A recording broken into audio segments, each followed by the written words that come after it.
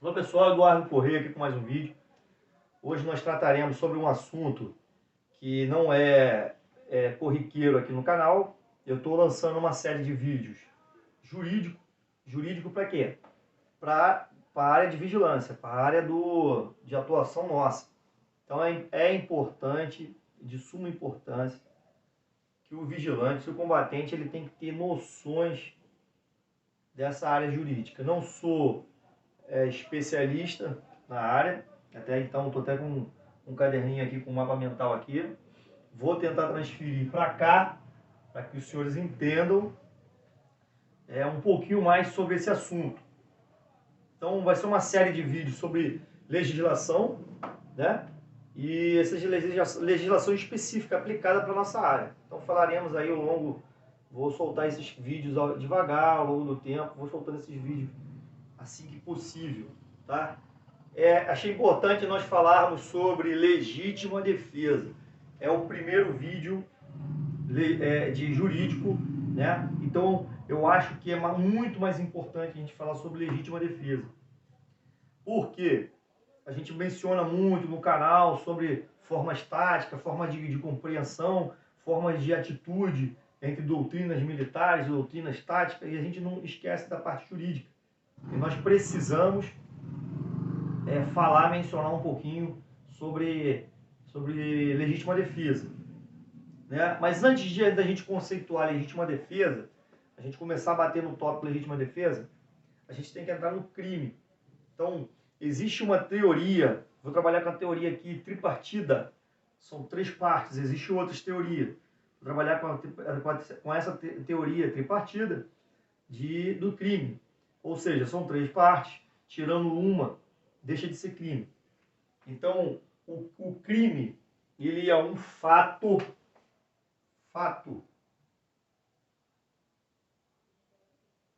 O que é um fato?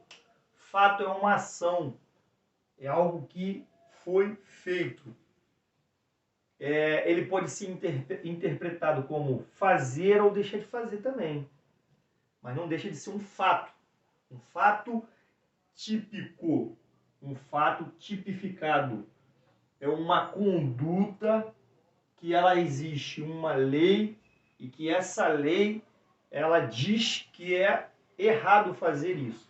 Então é um fato típico. Vou colocar aqui. Fato típico.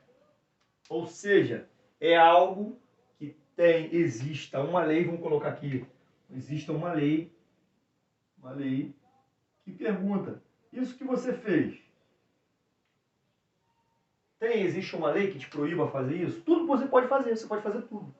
Você tem o livre arbítrio. Porém, existe uma lei que te proíba daquela situação que você fez, daquele fato?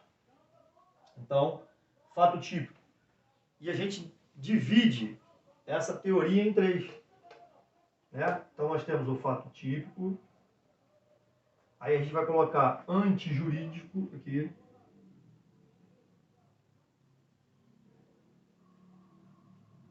Jurídico. E no final, na terceira parte, a gente vai botar aqui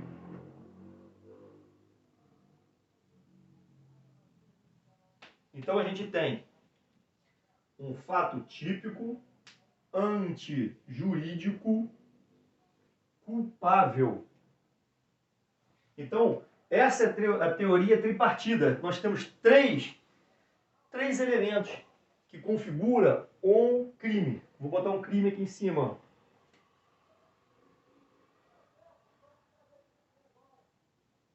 Beleza? Crime e o crime.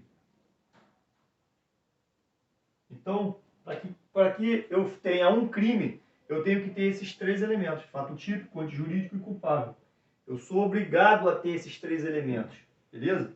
Então, quando eu tiro um desse, já complica. Pode não ser um crime. Pode ser uma outra situação. Existem outras situações. Né? Não vou nem mencionar, mas existem outras situações. Tá? Então, para que tenha um crime, eu tenho que ter um fato típico. Esse fato típico tem que ter uma lei. Eu tenho que ter antijuridicidade. e eu tenho que ter culpabilidade, tá? Então, como é que eu elimino desses três elementos? Como é que eu elimino, né? Então, eu vou aqui, ó. O fato típico, você cometeu algo que tem uma lei que diz que é errado. Beleza, então já tem um. Eu cometi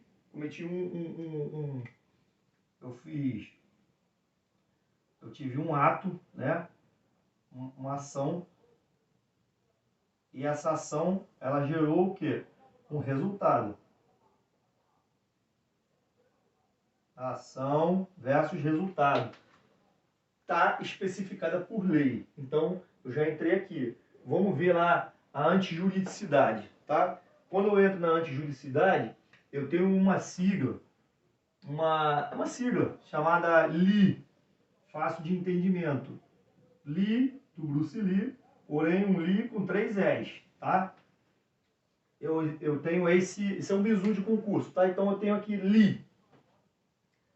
E eu vou aqui explicar o que é Li. Legítima defesa. Eu vou botar leg, defesa. Então eu tenho legítima defesa. É o nosso assunto. Nós vamos abordar a legítima defesa. Eu tenho estado de necessidade. Necessidade. Eu não vou escrever aqui que não dá, espaço não dá. Estado de necessidade. Não confunda estado de necessidade com legítima defesa. Estado de necessidade você tem que ler, entender o que é um estado de necessidade. Posso mencionar alguns. Por exemplo, você está se afogando e no desespero você já perdeu o controle da situação, fugiu o controle de tudo, você está morrendo, só tem uma boia pequena que não dê para duas pessoas segurar. Se os dois segurar a boia, vai os dois a pique. E você tem mais um amigo do teu lado. E você cata essa boia do teu amigo afunda, morre. Ou você sem querer apoia a mão na cabeça dele e afunda ele, ele morre. Você fica usando ele de boia. Ou teu amigo, vamos lá, teu amigo está de colete, salva-vida. Você não tem, você está perdendo suas forças. Você agarra no teu amigo e teu amigo morre. Isso é estado de necessidade, não é legítima defesa. Estado de necessidade. Então ali é algo fora da normalidade. Assim como existem outros exemplos. Não vou citar, não vamos entrar para a gente não aprofundar. Pode ser que eu faça um vídeo para frente falando sobre estado de necessidade. Aí nós temos o estrito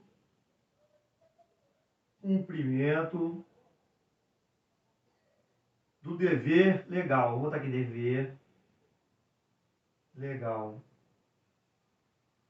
O estrito cumprimento do dever legal entra os policiais. Vigilante não tem nada a ver com o estrito do cumprimento do dever legal. O dever legal do vigilante é proteção ostensiva. Ele está ali para evitar o crime. Se o crime ocorrer, já saiu da alçada jurídica do vigilante. O vigilante não é policial. O vigilante não entra num carro de escolta armada para perseguir o bandido. O vigilante ele não entra nas comunidades para buscar recuperar carga. Isso acontecia muito. Cansei de fazer, cometendo erro, cometendo crime. Estrito cumprimento do dever legal, policial civil, policial militar, policial federal. Esse é o estrito cumprimento do dever legal. O dever legal do vigilante é proteção, é segurança. A partir de que momento? A partir do sinistro, já é legítima defesa. Não confunda estrito do cumprimento do dever legal. O policial ele pode utilizar o estrito do cumprimento do dever legal, mas o policial pode também a legítima defesa. O policial ele usa esses dois artifícios, esse excludente de ilicitude. Já o vigilante não. O vigilante trabalha na legítima defesa. Por que eu vou falar isso? porque depois eu vou dizer o que é legítima defesa, e vocês têm que entender como você vai agir, ser vigilante vai agir, tá? E tem o outro que eu sempre esqueço esse último aqui, é o exercício regular de direito. Exercício regular de direito. O exercício regular de direito, podemos dar um exemplo aqui clássico, é um boxeador, lutador de MMA. Pronto. O lutador de MMA, ele está ali, né, cumprindo com o seu dever, com o seu exercício ali. E sem querer, não. Ele lutando, querendo, ele aplica um golpe e seu amigo morre, o seu oponente morre. Ele vai responder por um crime? Não. Vai acabar a antijuridicidade aqui, vai acabar e ele vai deixar de... não vai responder isso. Ou seja, ele vai responder, porém ele não vai até o final. O processo é responder, todo mundo responde. Abre-se inquérito, ele vai responder, vai apurar os fatos, chegar no final, vai acabar vai tirar a antijuridicidade, vai acabar. Então, ele não vai responder pelo crime, vai acabar ali. Exercício regular de direito. O vigilante não cabe na esfera da segurança privada, não trabalha, o vigilante não pega isso aqui, beleza? E a culpabilidade. A culpabilidade, o que é a culpabilidade? Nós vamos falar de alguns elementos para tirar a culpabilidade, ou seja, qualquer uma dessas aqui, qualquer um desses eu tiro a antijuridicidade, eu tiro esse elemento. Como é que eu vou tirar aqui a culpabilidade? A culpabilidade, eu posso logo mencionar, logo de cara, um exemplo clássico para o vigilante, tá? Que é a coação moral irresistível. Deixa eu ver aqui. A coação moral irresistível, vou colocar aqui, coação moral irresistível. Coação moral irresistível não vai dar aqui, mas coação moral irresistível, não tem como você resistir. O que seria coação moral irresistível dentro da nossa área?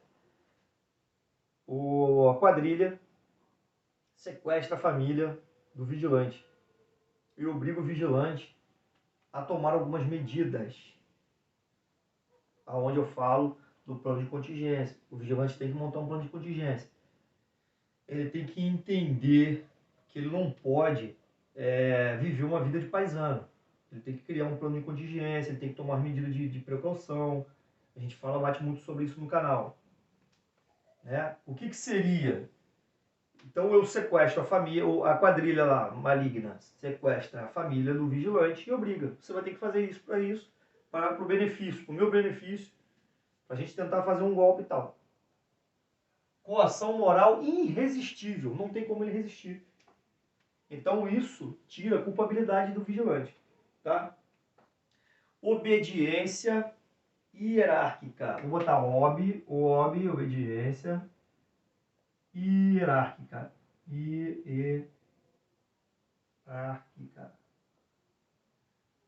A obediência hierárquica, o que é?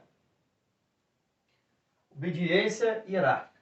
Cabe a quem? A funcionários públicos, principalmente militares.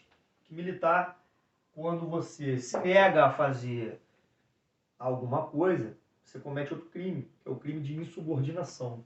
Tá? É muito fácil falar para quem nunca foi militar, mas existe a hierarquia militar.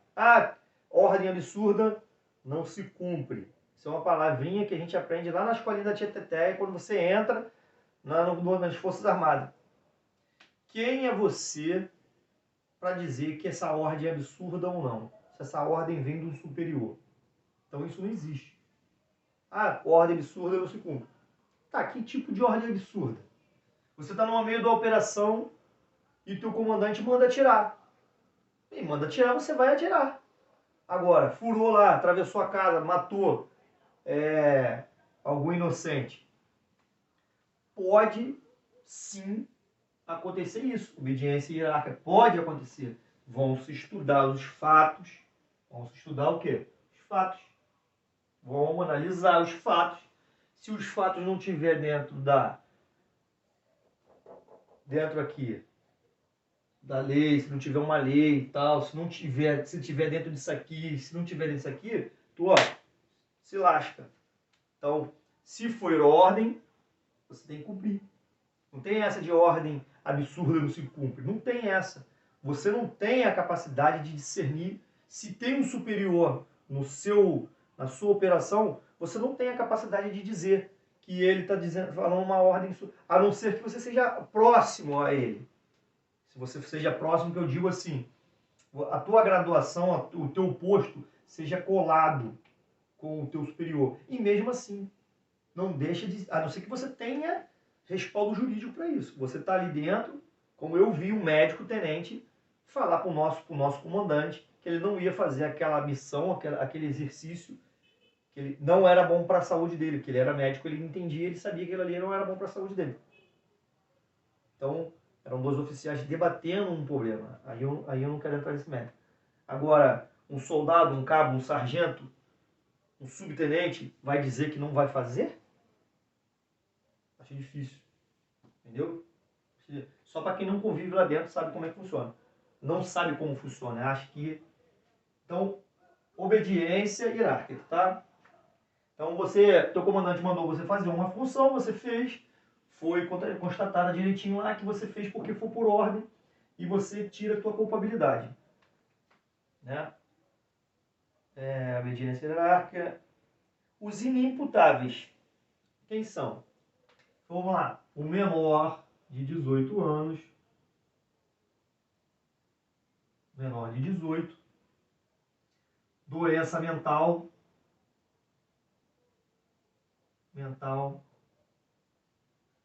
porém, o doente mental, ele tem que estar em crise naquele momento do fato. Não é porque ele é doente mental, que ele está lá baixado lá pela psiquiatria, que ele pode sair cometendo crime. Não, negativo. Ele só vai tirar a culpabilidade dele se for constatado que ele estava em crise, que ele não respondia pelos atos dele. E como é que funciona isso? Vai para uma perícia médica, vai ver, vai analisar os fatos, vai analisar o quadro dele, da psiquiatria. E se for constatado que ele realmente estava em crise, ele não responde pelo fato. Ele não responde. Porém, ele vai ser encaminhado a outras medidas e tudo mais lá. Mas o crime acaba. Não existe crime. Né? Agora o mais importante, embriaguez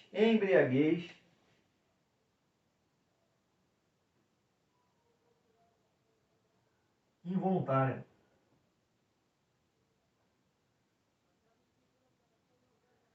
Vou pegar aqui que não dá não. Embriaguez involuntária. Não existe essa que vou ficar doidão para resolver um problema. Não existe essa porra não. Embriaguez involuntária, ela já diz involuntária. Você estava bebendo, alguém colocou um produto químico na tua bebida, que aí você se fudeu. Foi lá e cometeu um crime. Não é você beber, tá bebendo que eu quero, não, mais uma aí, desce mais uma, vou bebendo. Eu estou assumindo risco. Enquanto eu estou bebendo, eu estou assumindo o risco de... Eu sei o meu limite, eu tenho que parar. Se eu não parar, não tem a culpabilidade eu mantenho. Então, você tem que ver. Embriaguez voluntária não é só embriaguez. Pode ser uma droga. Eu posso colocar uma droga na tua comida. Posso te dar uma boa noite Cinderela. Mas dependendo da situação. Então, a embriaguez voluntária é uma forma de você excluir a culpabilidade. Porém, você tem que entender que não é involuntário. Involuntário. Não é eu fui lá, bebi e acabou e pronto. Não. Entendeu? Então, pessoal, pra gente, tudo isso aqui são situações que, não vou aprofundar mais não, mas são situações que acontecem no dia a dia e que acabam com crime. Você pode acabar com crime com isso. Essas três teorias aqui. Teoria tripartida. Tem três partes. Como é que eu acabo com a antijuridicidade? Com a legítima defesa, com o estado de necessidade, com o estrito cumprimento do dever legal, com o exercício regular de direito. Na culpabilidade, eu tenho a coação moral, obediência hierárquica, 18 anos, menor de 18, doenças mentais, embriaguez involuntária. Tudo isso aqui a gente pode se mencionar ainda, tem mais coisa aqui, cara. Eu só estou querendo dar o básico aqui para vocês entenderem. Estado de necessidade, pronto. Legítima defesa é o que a gente quer, legítima defesa. Legítima defesa, vou colocar aqui, ó, vou contextualizar aqui. Entende-se como legítima defesa. Vamos parar aqui. Entende-se. Vou colocar. Entende-se. Entende-se. Não é você entender como legítima defesa. É quem vai te avaliar, quem vai dizer para você que é legítima defesa ou não, vai ser a autoridade competente. Ela vai entender ou não como legítima defesa. Eu fiz porque eu achava que era legítima defesa. Vai, ó, sentar. Entende-se. Não é você, tá? Entende-se. Entende-se que é legítima defesa. Quem? Ou seja, quem? Qualquer um. Quem? Usando de qualquer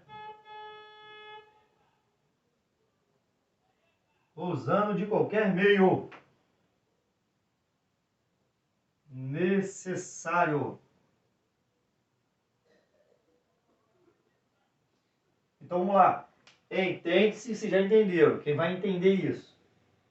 Quem usando de qualquer meio necessário. Usando de qualquer meio necessário. Eu tenho essa caneta. Eu posso usar essa caneta. Eu tenho esse caderno. Posso usar ele. Eu tenho essa mesa. Qualquer coisa aqui que eu posso pegar e repelir a injusta agressão. Meio necessário, repele a injusta agressão. Deixa eu ver se é isso mesmo.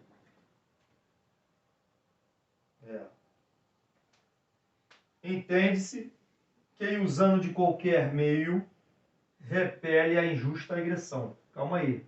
Injusta agressão. Então eu tenho que ter uma agressão injusta primeiro. Alguém tem que vir me agredir primeiro. Então eu uso qualquer meio. Qualquer coisa. Eu tenho uma pistola na minha cintura. Eu tenho um revólver na minha cintura. Estou no meu posto. O meu meio vai ser a pistola, vai ser a arma. Vai depender do contexto. Eu não posso, qualquer coisa que aconteça, eu sacar minha arma e disparar. Depende. Calma. Ah, eu tenho arma, vou brigar com um marginal, vou sair, vou me atracar, vou sair, eu sou lutador, eu vou lutar com o cara. Vou perder minha arma para ele, ele vai me matar com a minha própria arma? Depende. Eu vi um policial militar, dominou no jiu-jitsu o agressor, tirou a pistola da cintura, botou um pouco mais à frente, ele deitado no chão, botou um pouco mais à frente, deu um triângulo, pronto, resolveu o problema. Ele poderia muito bem pegar a pistola ali e arregaçar o cara. Poderia, se ele não tivesse aptidão física e técnica para aquilo ali. Ele teve aptidão física e técnica para lutar. Por isso que eu falo, tem que treinar tudo. Você tem que treinar tudo. Agora, eu estou armado. Né? Eu vou sempre sacar minha arma e tirar a vida de alguém, ou acertar a perna, responder pela lesão corporal grave? Talvez, cara. Tudo depende do contexto. É lógico, você nunca vai colocar a sua vida, em perigo, em risco. Que aí tu é maluco, se tu fizer isso. Tá com uma arma. É uma situação complicada, meu irmão. É a arma. Agora, repele injusta agressão. Agora, olha aqui, ó. Quem usa de qualquer meio necessário repele injusta agressão. Moderadamente, errei aqui, ó. Entende-se que usa de qualquer meio moderadamente necessário, moderadamente. Aqui entra Moderadamente.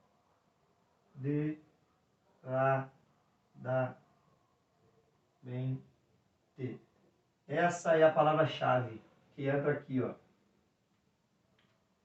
Moderadamente. Eu deixei por último para compactar mesmo ela. Moderadamente. A injusta agressão atual ou eminente. Vou botar.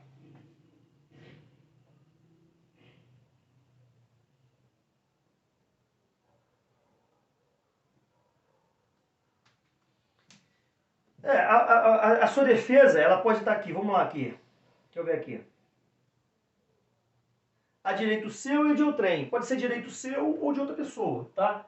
Mas de atual ou eminente. Atual ela está acontecendo ou ela vai acontecer. Tá vindo a situação, tá vindo ali. Você tá vendo que o cara tá vindo com uma faca, com um pedaço de madeira, tá vindo partindo para cima de você. Aí você utiliza o que você tiver por meio ali necessário.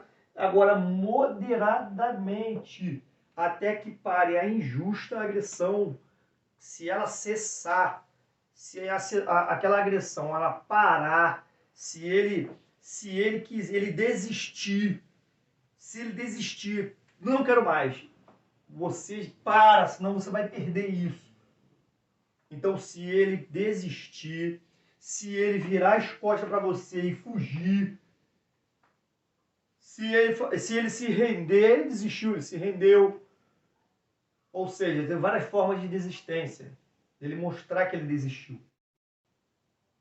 Então você para. Se você não parar, você entra no erro de excesso.